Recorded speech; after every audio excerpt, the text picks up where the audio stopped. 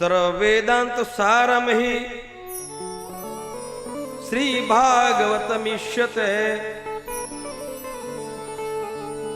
तद्रसामृतस्तृप्तस्य नान्यत्र स्याद्गतिः क्वचित्। निम्नगानां यथा गंगा देवानां अच्युतो यथा वैष्णवानां यथा शंभुः पुराणानां इदं तथा। નદીઓમાં જેમ પવિત્ર ગંગા છે, ગંગા જેવી કોઈ પવિત્ર નદી નથી. દેવોમાં ભગવાન વિષ્ણુ, એમ વૈષ્ણવાનામ યથાશંભુ, ભગવાનના ભક્તોમાં વૈષ્ણવ અગર કોઈ દિવ્ય હોય તો શ્રીમદ ભાગવતમાં લખ્યું છે કે મહાદેવ જેવો બીજો કોઈ વૈષ્ણવ નથી સાહેબ. ભાગવત જેવું કોઈ પુરાણ નથી.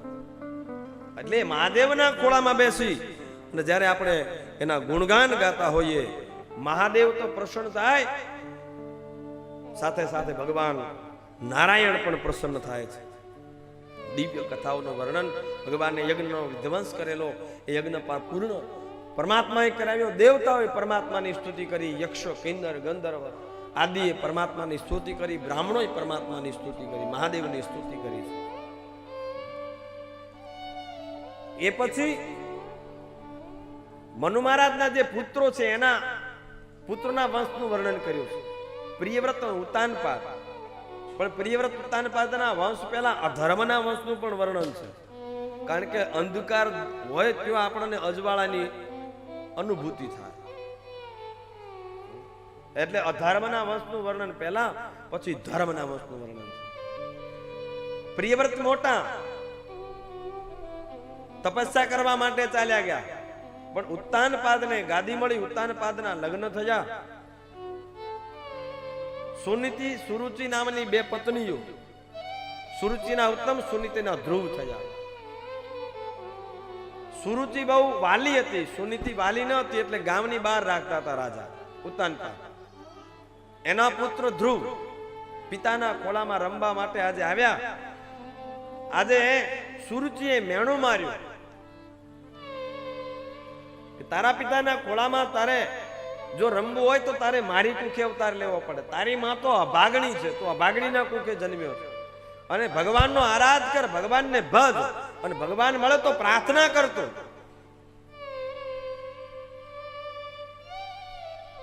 ધ્રુવજીને ખોટું લાગ્યું, માની પાસે રડતા રડતા આવ્યા.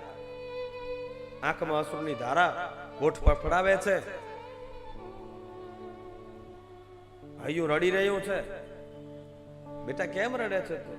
બોલે માં, મારી માએ આજે મને મેણું માર્યું, મને કહ્યું તું ભગવાનનો આરાધ કરતું, અભાગણીનો દીકરો છો. પણ ધ્રુવજી જેની કુખે જન્મતા હોય ને માં કોઈ જેવી તેવી થોડી હોય.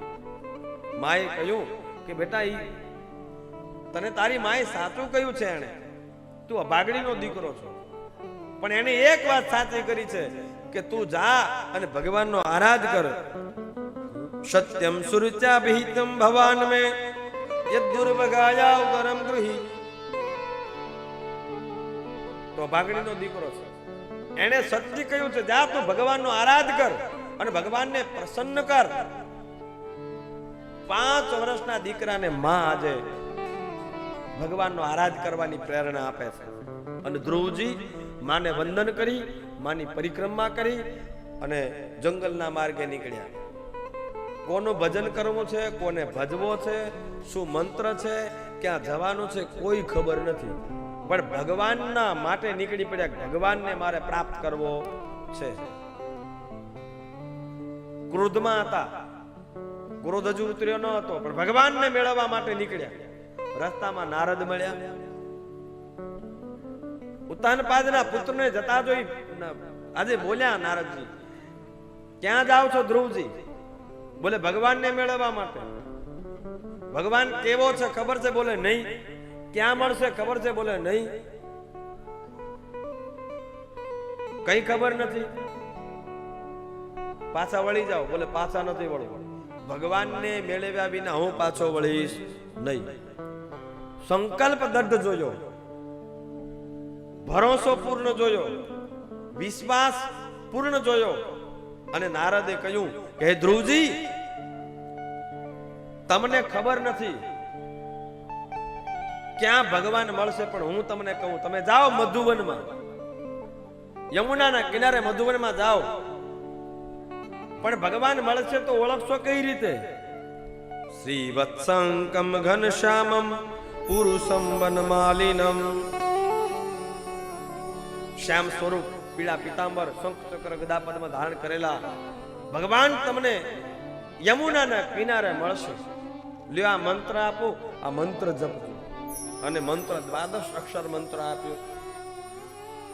આ મંત્ર જપજો, મન લગાવીને મંત્ર જપશો તો પરમાત્માને પણ તમારી સામે પ્રગટ થવું પડશે.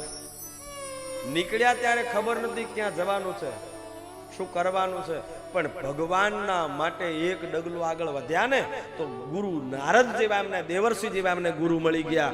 શું કરવાનું, ક્યાં જઈ જપવાના અને શું મંત્ર જપવાનો, મંત્ર પણ મળી ગયો. જરૂર એટલી છે જીવાત્મા ભગવાનના પંથ ઉપર નીકળી પડે તો ગુરુને ગોતવાની જરૂર નથી. ગુરુ સામેથી આવી જાય છે, સામેથી પ્રાપ્ત થઈ જાય છે.